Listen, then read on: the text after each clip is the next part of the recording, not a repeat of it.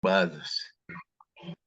Y está en Juan 14:1. Dice, no se turbe vuestro corazón. ¿Creéis en Dios? Creed también en mí. ¿Qué quiere decir turbados? No se turbe vuestro corazón. Y eso vamos a analizar esta noche, porque Jesús les había anticipado malas noticias. Lo podemos ver en el capítulo 12 y 13, y ellos no entendían de qué se trataba. Entonces tenían el corazón intranquilo, sin saber qué es lo que iba a pasar. Pero esta noche vamos a ver los corazones turbados en un bosquejo de solamente dos divisiones. El mundo está turbado en sus corazones.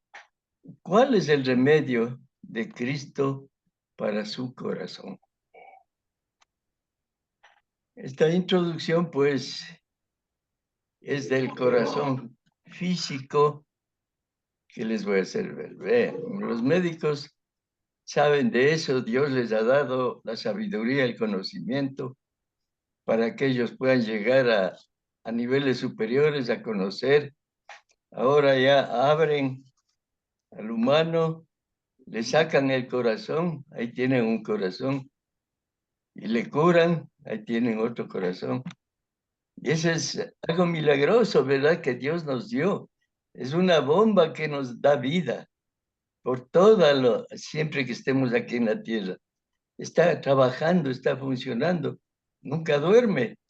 Es algo perfecto, como decía el hermanito José, todo lo que ha hecho Dios es perfecto. Pero esta noche yo quiero ver con ustedes el corazón espiritual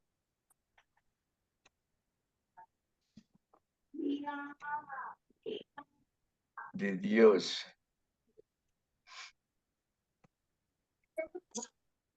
En este mundo está turbado la gente por muchas cosas en la mente. Ahora no hay respeto para nadie. Le asaltan, le roban, le quitan, le pegan, le matan. Realmente es un mundo turbado. Algunos, el mundo está muy turbado. Hay eventos muy horribles que todos los días estamos viendo. Algunos son frecuentes, asaltos, extorsiones, violaciones, violencia en general. En la naturaleza hay tormentas, huracanes, vientos, accidentes de vehículos. Hay eventos horribles, ocurren de vez en cuando, guerras, epidemias, pandemias, erupciones volcánicas, masacres, guerras comerciales. Nunca estamos en paz. Y luego tenemos las redes sociales y las malas noticias todo el día. Corrupción, reparto de instituciones públicas, cobro de coimas, diezmos y tantas otras maldades. Estos eventos horribles causados por los hombres deberían recordarnos que vivimos en el mundo donde hay personas impías y perturbadas, que a veces hacen cosas horribles y a veces los inocentes sufren la tragedia. ¿Qué ha pasado en Estados Unidos? Unos pocos delincuentes son culpables de que mucha gente honrada que haya estado trabajando allá sea expulsada. Y cuando ocurren estos horribles eventos, hay preguntas en los que corazones agobiados, turbados de las personas, nos hacemos algunas preguntas, especialmente de la gente del mundo, es ¿por qué existe el dolor y el sufrimiento?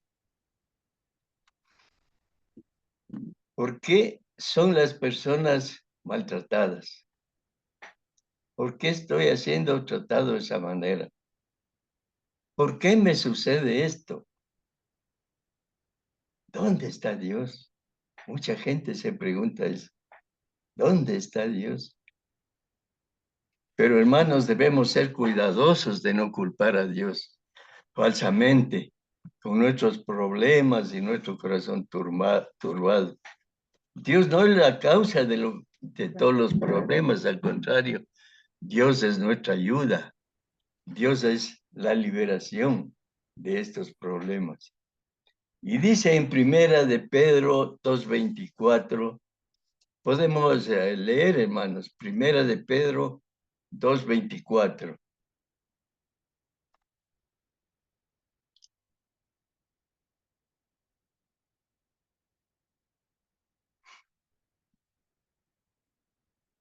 Ahí está la prueba de lo que yo estoy diciendo. Dios es nuestra ayuda, Dios nos libera. ¿Puedo leer, hermano? Sí, mi hermanito, gracias. ¿Quién llevó él mismo nuestros pecados en su cuerpo sobre el madero, para que nosotros, estando muertos a los pecados, vivamos a la justicia, y por cuya herida fuiste curado? Ese es nuestro Dios. Dios bajó a su Hijo a la tierra y Él se llevó nuestros pecados, pero a un costo altísimo. Después de haber sufrido, ser pegado, ser maltratado, ser injuriado. Y por esas heridas fuimos nosotros sanados. Entonces, ¿cómo podemos decir dónde está Dios? Solo puede decir el que no le conoce. Como el alma sale del cuerpo en la muerte y queda ausente del cuerpo cuando nosotros morimos, ¿verdad? El alma sale y el cuerpo queda sin vida. Así es el hombre perdonado, el cristiano ya está ausente, muerto, pero para con el pecado. Esa es la diferencia.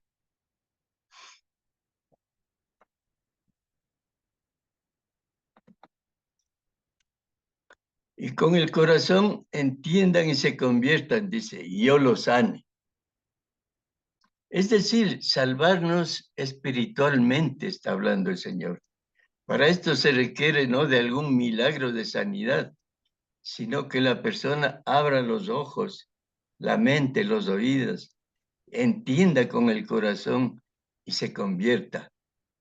Así le dice Cristo, y eso es lo que quiere Cristo, salvarnos, no condenarnos, sino salvarnos. En lugar de herida, algunas versiones dicen llaga.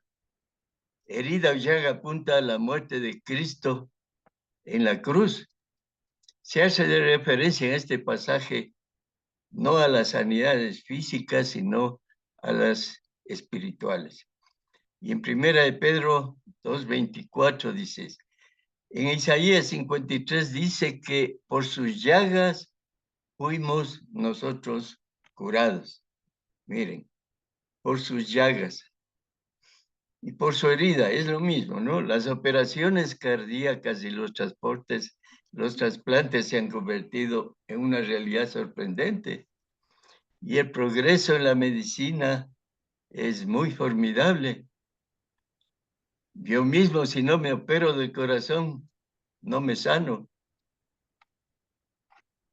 Pero no todo el problema del corazón es físico, hermanos. Ahí tenemos, allá es a donde quiero ir. También está el corazón espiritual, hermanos. Y fue ese corazón de hombres y de mujeres honestas lo que el mensaje del Evangelio les impactó según lo que relata el apóstol Lucas. Leamos, por favor, Hechos 2, 36 y 37.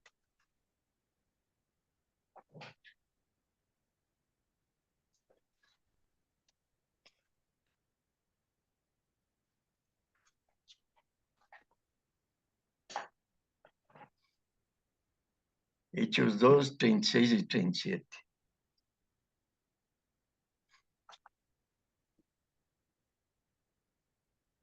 Hermanito Santiago, Hechos 2, 36 y 37, gracias, hermano Octavio.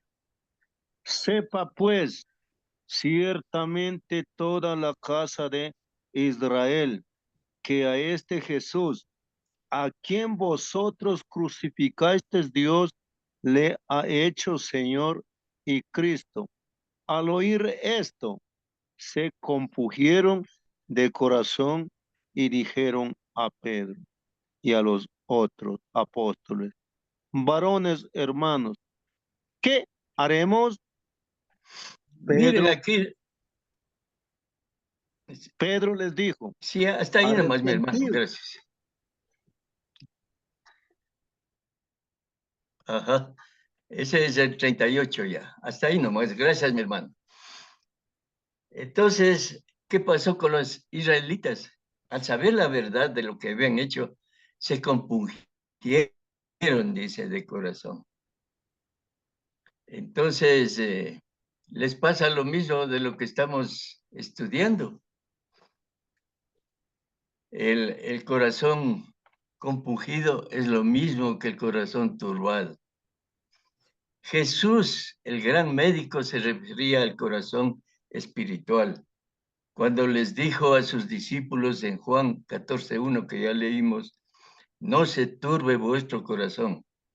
Y en el 27 dice, no se turbe vuestro corazón ni tengan miedo. Agregó las palabras, ni tengan miedo. Pero ¿por qué les decía esto? Jesús es el más grande de todos los especialistas del corazón turbulento, porque él interviene en la mayoría de los corazones, en el corazón espiritual.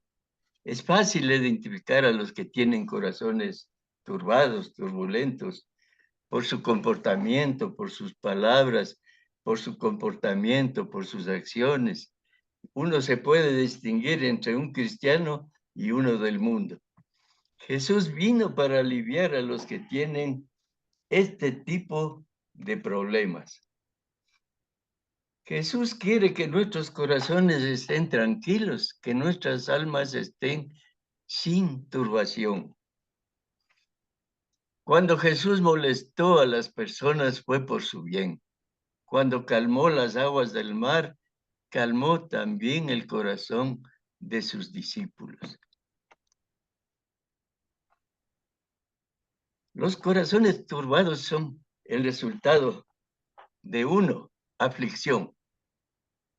Los discípulos sintieron que estaban perdiendo un amigo cuando Tomás dice en Judas 14:5, leamos por favor.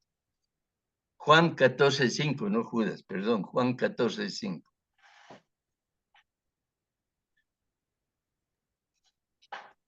Dice, le dijo 14. Tomás, Sí, hermana Teresita. Señor, no sabemos a dónde vas. ¿Cómo pues podemos saber el camino? Ajá. Señor, no sabemos a dónde vas. ¿A dónde vas? ¿Cómo podemos saber el camino? Cristo sabía cuánto les pesaba en sus corazones a sus discípulos. Segundo, desesperación y decepción. Los discípulos no podían comprender la misión del Señor. Solo podían ver a Jesús dejándolos, sintiendo que todas sus aspiraciones para el futuro se habían extraviado. Porque les dice en el verso 12, en el capítulo 12, les dice que él va a morir y les dice cómo va a morir.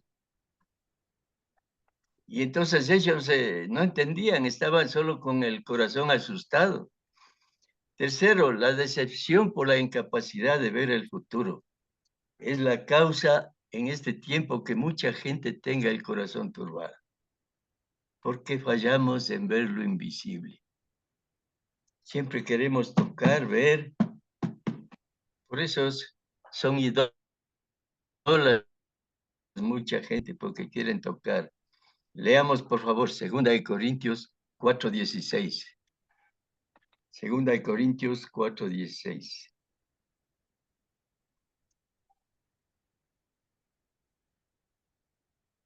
Ya. 4:16. 4:16. Sí, hermano. Por tanto, no desmayéis antes, aunque nuestro hombre exterior se va desgastando. El interior, no obstante, se renueva de día en día. Ajá. El exterior se va desgastando, nuestro cuerpo, pero el espiritual se renueva día a día, dice. Cuarto, el pecado ha causado más corazones turbados. En el pecado y vergüenza que conlleva. Lo triste es que muchos no reconocen el pecado para buscar ayuda. Leamos Romanos 6:23. Debemos saber de memoria ese versículo. Hermano, yo le leo. La Ya, paga gracias. es la muerte, mas la dádiva de Dios es vida eterna en Cristo Jesús nuestro Señor. Gracias, mi hermanita Patricia. La paga del pecado es muerte. La dádiva de Dios es vida. Entonces el pecado es el problema de nuestro corazón turbado por todo lo que conlleva un pecado. Si uno sirve al pecado, el pecado le pagará ¿con qué? Con la muerte eterna. Pero si uno vive en obediencia al Evangelio de Cristo, Dios le regalará. No le pagará porque no le debe nada a Dios. No nos debe nada a nadie. Nos regalará la vida eterna. Uno puede merecer la muerte eterna, pero no la vida eterna. Por eso habéis esos pecados merecen la muerte eterna. Si no obedecemos al Evangelio, vivimos en pecado, no puede merecer la vida eterna. Nunca encontrará ni entrará en la vida eterna. Romanos 6, 17 y 18. Veamos qué nos dice el apóstol Pablo por medio de la iglesia de Roma. 6, 17 y 18. Pero gracias a Dios, 6, que, mi hermanito Rogelio. perdón, 6, 17 y 18. Hermano, eso mismo estoy leyendo. Octavio. Ya, Dice, bueno, ¿no sabéis que si os sometéis a alguien como esclavos para obedecerle, sois esclavos de aquel a quien obedecéis, sea del pecado para muerte o sea de la obediencia para justicia? Pero gracias a Dios que aunque erais esclavos del pecado, habéis ofrecido de corazón a aquella forma de doctrina a la cual fuisteis entregados. gracias, mi hermano. Miren lo que dice, erais esclavos del pecado, pero habiendo obedecido de corazón, fueron libertados del pecado. Vinisteis a ser siervos de justicia. La obediencia es esencial, hermanos. No hay nada que hacer para ser salvos. Claro que hay que hacer, hay que obedecer. El hombre es justificado por las obras y no solamente por la fe, dice en Santiago 2:24. El cristiano no puede ser liberal, no puede tomar libertades en estos asuntos del amo, del maestro. La libertad que tiene es del pecado. Y no para hacer lo que el hombre quiera. Se le olvida que como cristiano es esclavo para hacer lo que a Dios le gusta, a Cristo. Le gusta, a su amo, le gusta. Entonces vamos a ver el punto 2, el remedio de Cristo. ¿Cuál es el remedio de Cristo para un corazón turbado? ¿Qué será el remedio de Cristo para un corazón turbado? Miren, Cristo ofreció consuelo a los demás. Leamos Juan 11, 25 y 26, por favor. Le dijo Jesús, yo soy la resurrección y la vida. El que cree en mí, aunque esté muerto, vivirá. Y todo aquel que vive y cree en mi nombre, en mí, no morirá eternamente. ¿Crees esto? Ahí vemos cómo Cristo ofrece el consuelo a todos los demás, hasta ahora y hasta que se acabe el mundo. Dice, yo soy la resurrección y la vida. El que cree en mí vivirá, y todo aquel que vive y cree en mí no morirá eternamente. Qué maravilloso es estar en este grupo y saber que esas promesas de Cristo son para nosotros. Al decir yo soy la resurrección, decía que Él es el poder que le efectúa, que su persona estaba presente en la vida, en la resurrección. Él es la fuente de la vida física y de la vida espiritual, o sea, de la vida eterna. Es necesario, hermanos, creer no solamente en la realidad de la resurrección como un hecho, sino también en la persona que hace posible la resurrección. El que cree en mí, leímos, aunque esté muerto, vivirá. En Cristo los muertos viven y los vivos mueren. ¿Cómo es esto? Dice, ¿no? Cristo quería llevar a Marta y quiere llevarnos a todos nosotros a un nivel más alto de fe. Quería que comprendiéramos y quiere que usted y yo comprendamos qué es la resurrección del cuerpo. Tiene su sentido verdadero en la vida eterna que Cristo nos da. La resurrección primera es en el bautismo, ¿verdad?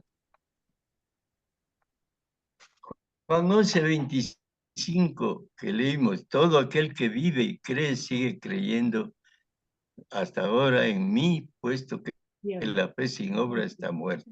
El creer requiere la obediencia, como ya vimos. En el verso 26, la promesa es, no morirá eternamente. O sea, no sufrirá daño de la segunda muerte, la separación eterna de Dios. Si toda la gente comprendiera de esto, no hubiera muertos que mueren sin conocer al Señor y sin conocer a Dios, porque todas esas promesas y esos castigos se van a cumplir. Desde luego, en este texto, el creer en Cristo significa nacer otra vez. La muerte física no destruye la vida que el creyente recibe en Cristo, porque significa la comunión con Dios. Leamos Apocalipsis 14:13, por favor. Dice, oí una voz que decía, el cielo me decía, escribe, bienaventurados de aquí en adelante los que mueren, que todos los muertos que mueren en el Señor. Sí, dice el Espíritu, descansarán de sus trabajos porque sus obras con ellos siguen. Ajá. Miren qué importante.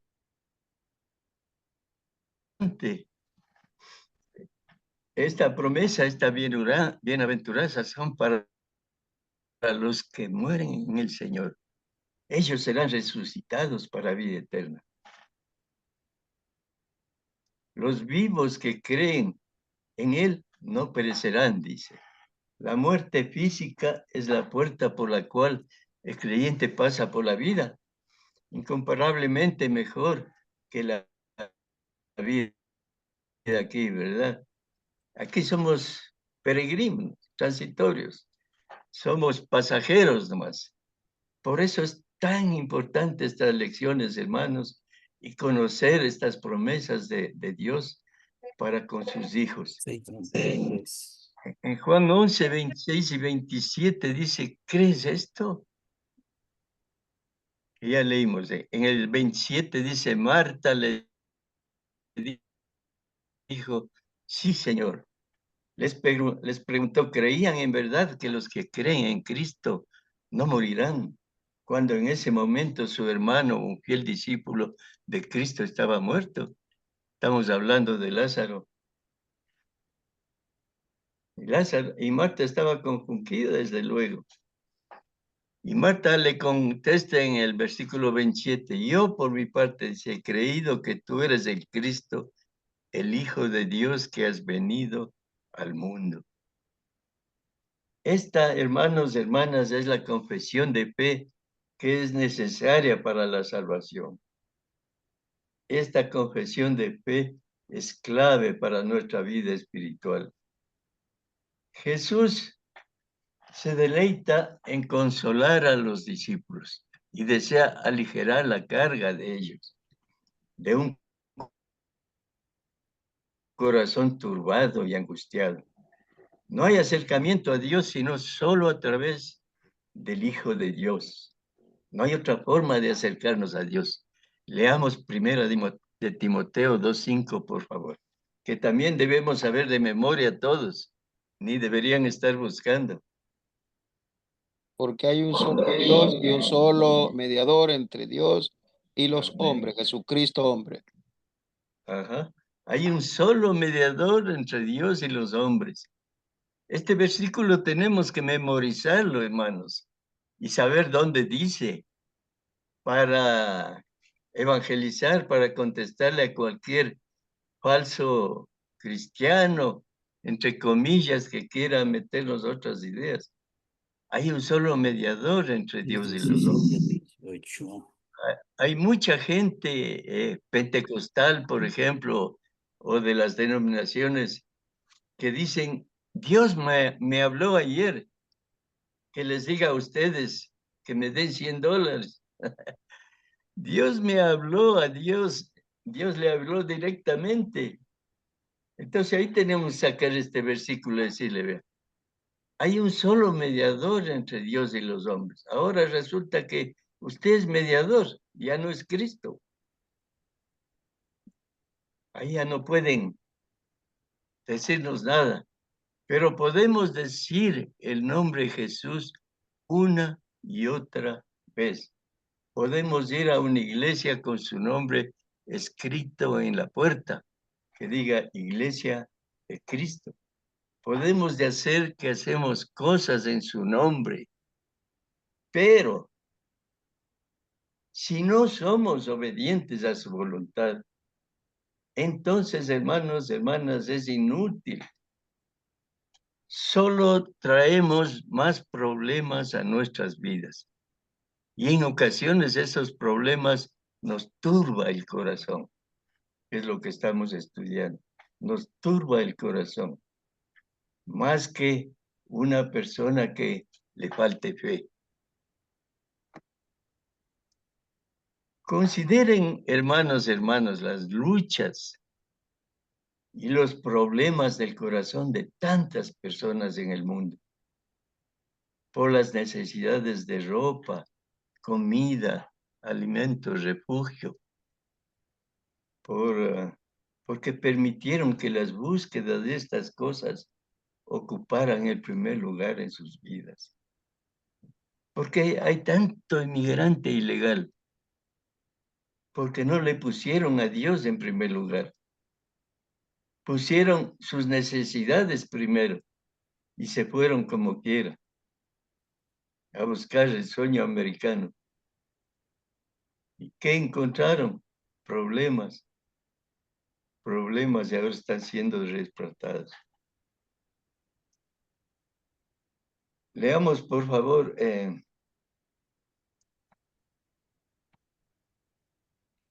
Mateo 6, 25 al 34.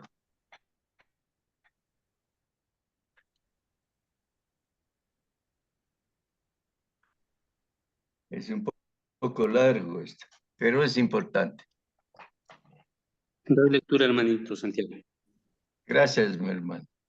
Mateo 6, 25 al 34.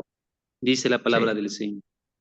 Por tanto os digo, no os afanéis por vuestra vida, qué habéis de comer o qué habéis de beber, ni por vuestro cuerpo que habéis de vestir. ¿No es la vida más que el alimento y el cuerpo más que el vestido? Mirad las aves del cielo, que no siembran, ni ciegan, ni recogen en graneros, y vuestro Padre Celestial las alimenta. ¿No valéis vosotros mucho más que ellas? ¿Y quién de vosotros podrá, por mucho que se afane, añadir a su estatura un codo? Y por el vestido, ¿por qué os afanáis? Considerad los lirios del campo cómo crecen, no trabajan ni hilan. Pero os digo que ni aun Salomón con toda su gloria se vistió así como uno de ellos. Y si la hierba del campo que hoy es y mañana se echa en el horno, Dios la viste así, ¿no hará mucho más a vosotros, hombres de poca fe? No os afanéis, pues, diciendo, ¿qué comeremos, o qué beberemos, o qué vestiremos? Porque los gentiles buscan todas estas cosas, pero vuestro Padre Celestial sabe que tenéis necesidad de todas estas cosas. Mas buscad primeramente el reino de Dios y su justicia, y todas estas cosas os serán añadidas. Así que no os afanéis por el día de mañana, porque el día de mañana traerá su afán. Basta a cada día su propio mal. Amén. Qué porción más hermosa. Les aseguro que mucha gente cristiana ha leído estos versículos preciosos del Señor. Pero ¿por qué no obedecen? Entonces les falta fe. No le creen al Señor. Le ponen sus necesidades encima de Dios. Dios le está diciendo, les está comparando con pájaros, con la hierba del campo. Y no se va a preocupar por nosotros, dice. No se afanen. Busquen primeramente el reino de Dios y todo eso será añadido. ¿Creéis esto? Mucha gente lee, pero no cree. Pues no practica, de eso estamos hablando. Y por eso es de que tanta gente busca por sus propias fuerzas salir adelante, no les ponen en manos de Dios. Poner las cosas de esta vida, incluso las necesidades básicas, como el alimento, el vestido, ante Dios y las cosas que Él dice son importantes, hermanos. Y es el obstáculo de muchas personas, de mucha gente. Llegamos a la conclusión de que tales corazones están llenos de serenidad por tener poca fe. ¿Será eso? No, todo lo contrario, hermanos. Sus corazones no están serenos, ni en paz, ni tranquilos.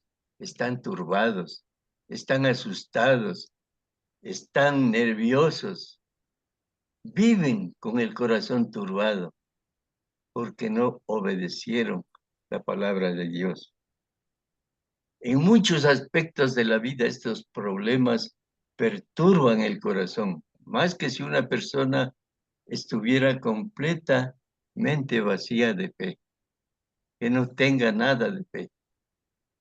Consideremos ahora las luchas y los problemas del corazón de los discípulos del Señor, para entenderlos un poco. Por las amenazas reales de muerte que Jesús recibía incluso en presencia de ellos.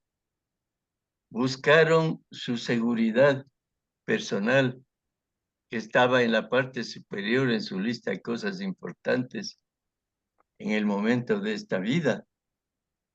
Estos eventos detuvieron la confianza en Jesús, que deberían haber sido el primer lugar en sus vidas, en la vida de los discípulos, y el único que podía ayudarlos en sus luchas y problemas. Deberían estar confiados en Jesús, si pasaron viéndole todo lo que hacía y decía. Pero leamos Marcos 4, 37 al 41.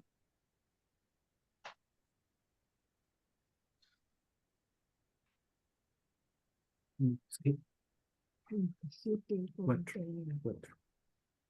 Marcos 4, 37 al 41. El Evangelio de Marcos, sí. 4:34. 4, 37 al 41. Ya, gracias, hermanito. Dice la palabra del Señor. Marcos 4:37. Aquí, ya. Pero se levantó una gran tempestad de viento y echaba las olas en la barca, de tal manera que ya se anegaba. Y él estaba en la popa, durmiendo sobre un cabezal, y le despertaron y le dijeron: Maestro, ¿no tienes cuidado que pereceremos? Y levantándose, reprendió al viento y dijo al mar: Calla, enmudece. Y cesó el viento y se hizo grande bonanza. ¿Hasta dónde, hermanito? Hasta el 41. 41. Y les dijo: ¿por qué estáis así amedrentados? ¿Cómo no tenéis fe? Entonces temieron con gran temor y se decían el uno al otro: ¿quién es este que aún el viento y el mar le obedecen? Ahí termino. Gracias, hermano. Como vemos, los apóstoles se turbaron de corazón, estaban asustados por la tormenta en el mar. Pero no tenían razón por las enseñanzas de Jesús. Ocurre una tormenta grande de viento que echa las olas a la barca y entraba mucha agua, dice, desde la perspectiva humana. Si el caso sigue así, seguramente se hundirá la barca, habían dicho ellos, ¿no? Pero la verdad del caso es que Dios estaba presente en la barca. Dios estaba presente en la barca. Esto cambia todo el cuadro. Las actividades del día anterior sin duda habían dejado al Señor Jesucristo cansado, pero como sin cansancio, es de noche y él estaba dormido. Él es Dios y por eso no hay fuerza física que pueda intimidarla. Él dormía en paz. Ahí tenemos una foto de cómo él dormía y cómo él calma la tempestad. Miren, de las grandes olas que había se hace todo paz y tranquilidad en un segundo al abrir él la boca. El ser humano, si es intimidado por los peligros de la naturaleza, puede presentar, pero no son simples seres humanos en medio de una gran tormenta. Son seres humanos en la presencia del Dios Todopoderoso. Su pregunta a Jesús, después de despertarles: ¿no tienes cuidado de que perezcamos? ¿Qué implica eso? ¿Permitiría el Señor que ellos perecieran? ¿Qué clase de fe es esa? En el verso 39 dijo, y levantándose represió al viento y le dijo: calla, enmudece. Y así lo hizo el mar. La ocasión de la gran tormenta permite que Jesús muestre su poder sobre la naturaleza, que con la palabra calma inmediatamente ese furor. De su palabra poderosa resulta una gran bonanza, una gran calma. Jesús les reprende, claro, a los discípulos. ¿Por qué? Por la falta de fe en Él. estando en la presencia de Jesús, haciendo su voluntad en el viaje y siendo objeto de su amor, se justificaban en tener un gran temor por la tormenta. Eso muestra que todavía no entendían con quién estaba y no tenían una fe genuina. Todavía no habían llegado a esa medida de fe a la cual Jesús les conducía con sus enseñanzas y sus milagros.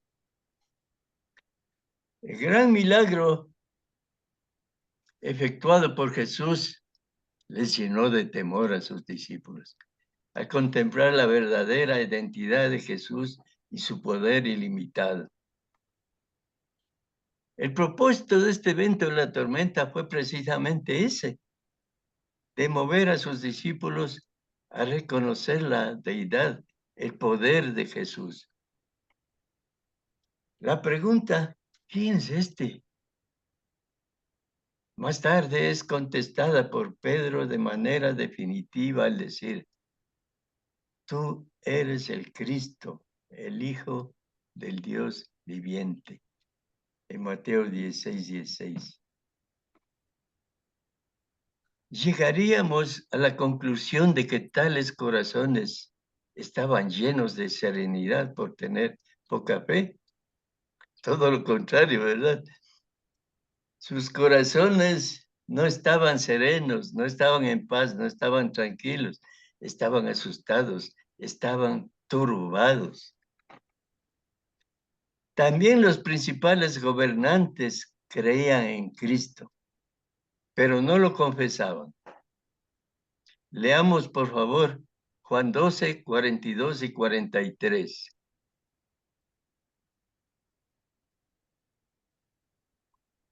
Dice así, hermano, la palabra de Dios. Con Gracias, mi todo hermano. eso, aún de los gobernantes, muchos creyeron en él, pero a causa de los fariseos no lo confesaban, para no ser expulsados de la sinagoga, porque amaban más la gloria de los hombres que la gloria de Dios. Qué grave, mi hermano. Muchos le creían que Él es el Cristo, el Dios, pero no lo confesaban, ponían otras prioridades encima de Dios. ¿Por qué? Porque amaban más la gloria de los hombres, dice, que la gloria de Dios. Mucha gente, como los fariseos, por ejemplo, oraban en las esquinas, ayunaban y se demacraban el rostro para ser vistos. Daban limosnas llamando la atención. O sea, más les importa la gloria de los hombres, el reconocimiento de los hombres, y no la gloria de Dios. ¿Y eso por qué pasa?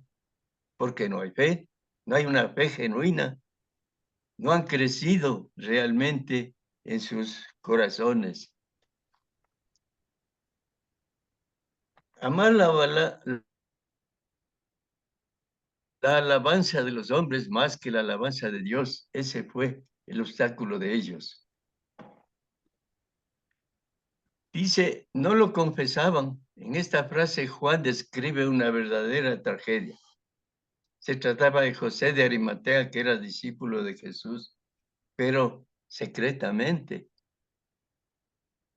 por miedo de los judíos. Él iba cuando nadie le veía. En Juan 19:38 dice, ¿cuánto vale un discipulado secreto? ¿Valdrá algo? El discípulo secreto se avergüenza de Cristo, dice en Marcos 8:38 que leímos. Quiere lo mismo de ambos mundos, el mundo celestial. No tendrá nada a menos que se arrepienta. Esa es la condición en el mundo celestial. Lo que no cuesta nada, no vale nada. Estos gobernantes no querían entender que cuesta caro confesar y seguir a Cristo. Porque el discipulado, hermanas, hermanos, es de supremo. El discipulado es de disciplina, es de seguir al Señor, de cambiar de vida, de cambiar de amigos, 19:38. inclusive es de privarse Marco. de muchas cosas en la familia, porque no comparten la misma creencia. El deseo de complacer a los hombres sofocaba su convicción. Y hermanos, ponen estas cosas en la balanza. ¿Cuál pesa más? ¿Cuál tiene más importancia? Comparemos Deuteronomio 30, 15 y 19. Dice, mira, yo he puesto delante de ti hoy la vida y el bien, la muerte y el mal. ¿Qué vas a escoger?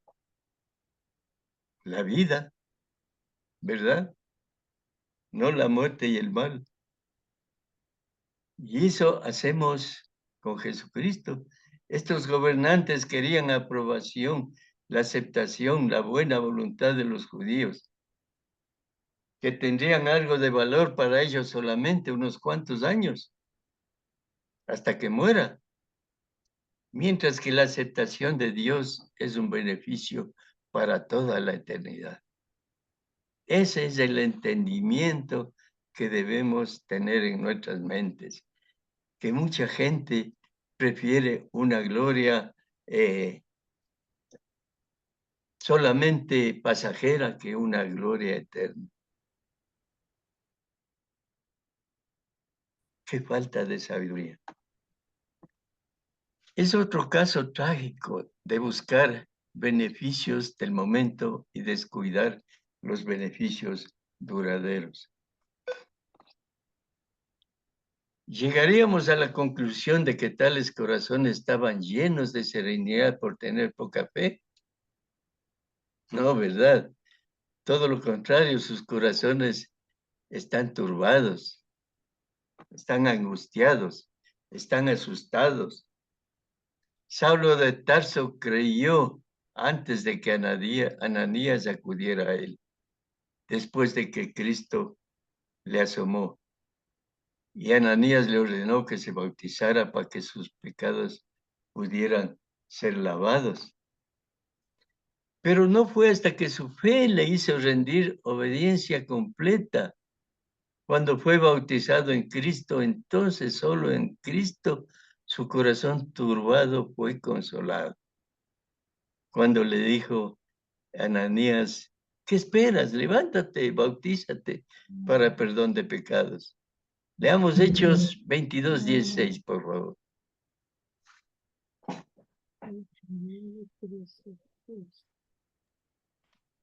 22:16. Ahora pues, ¿por qué te detienes? Levántate y bautízate y lava tus pecados, invocando su nombre. Mientras no hacía eso, no estaba consolado, estaba con el corazón turbado. Pero la fe como remedio por el corazón turbado es demasiado simple para muchas personas. Como dice en Romanos 10:17. Sin leer, a ver, ¿qué dice ahí? La fe viene por el oír, ¿verdad? También tenemos que saber este versículo de memoria.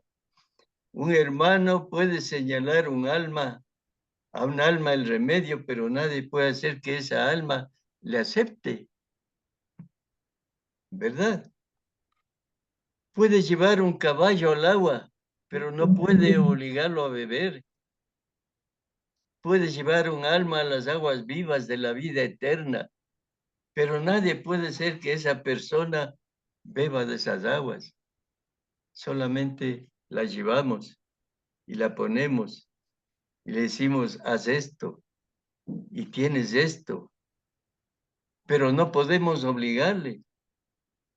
Leamos Juan 10:4-14. Perdón, Juan 4:10-14.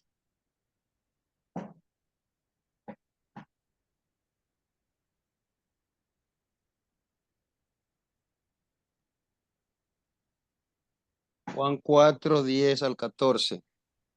Respondió Jesús y le dijo, si conocieres el don de Dios y quién es el que te dice dame de beber, tú le pedirías y él te daría agua viva. La mujer le dijo, Señor, no tienes con qué sacarla. Y el pozo es hondo. ¿Dónde pues tienes el agua viva? ¿Acaso eres tú mayor que nuestro padre Jacob, que nos dio este pozo, del cual bebieron él y sus hijos y sus ganados? Respondiendo Jesús le dijo, cualquiera que bebiere de esta agua volverá a tener sed, mas el que bebiere del agua que yo le daré, no tendrá sed jamás, sino que el agua que yo le daré será en él fue una fuente de agua que saltará para vida eterna. ¿Qué pasó con la samaritana ahí? No le creía a Jesús. Pero cuando le descubrió toda la vida de ella y le ofreció que el que bebiera de esta agua tendrá vida eterna, ella creyó y se fue corriendo al pueblo de ella a avisar que el Mesías estaba ahí, que el Cristo había llegado. Y después le fueron llevando y después le dijeron, ya no creemos por lo que solo tú dices, sino que le creemos a él por lo que él hace. Hermanos, esas aguas vivas son el remedio para un corazón turbado. Y todavía está disponible este momento. Eso viene a través de una fe continua y obediencia que nunca debemos olvidar. Juan 8:24, leamos por favor. Juan 8:24.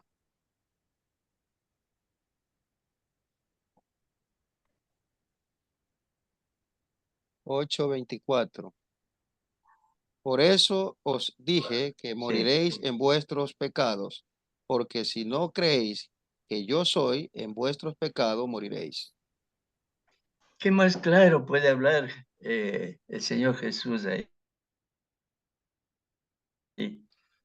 Moriréis en vuestros pecados. Si no crees que yo soy, en vuestros pecados moriréis. Es fácil entender, ¿no? Pero algunas personas no entienden. Vamos a hacer un pequeño resumen. ¿Está turbado tu corazón? Preguntémonos cada uno de nosotros. Desarrollemos la fe y la fortaleza para manejar estas ocasiones en que la agitación invade nuestras vidas y nos perturba. A veces tenemos situaciones de emergencia, a veces tenemos situaciones de calamidad doméstica, cualquier otra cosa que nos puede perturbar en la vida. Pero el Señor dice, estas cosas os he hablado para que en mí tengáis paz. En el mundo tendréis aflicción, pero confiad, yo he vencido al mundo. Entonces, ¿a quién hay que creer? ¿Al mundo? No. A Cristo, sí, para estar con el corazón en paz, no turbado, lleno de fe y de amor. Evitemos esas actitudes egoístas que dan lugar a conflictos pecaminosos y problemas del corazón. Y más bien podemos dedicarnos al seguir el camino de la paz, de la obediencia, de la fe, del amor. Que Dios nos ayude en nuestros esfuerzos para hacer frente a la vida diaria que estamos viviendo nosotros. Cuando la tragedia llegue, cuando se den cosas malas, enfoquémonos en Dios y su voluntad. Hagamos todas las cosas a la manera de Dios. Nadie está salvo de un asalto, de cualquier problema económico, de enfermedad, cualquier cosa. Pero tenemos que enfocarnos en Dios. Tenemos que tener fe Tenemos que su voluntad es para darnos vida eterna, que aquí somos solamente pasajeros. Humillémonos hacia Dios, sometámonos a Él, pongamos a sus pies todas las cosas, toda nuestra vida y todas nuestras intenciones. Amén, hermanos, que Dios bendiga su palabra. Le devuelvo la plataforma al hermano Jaimito.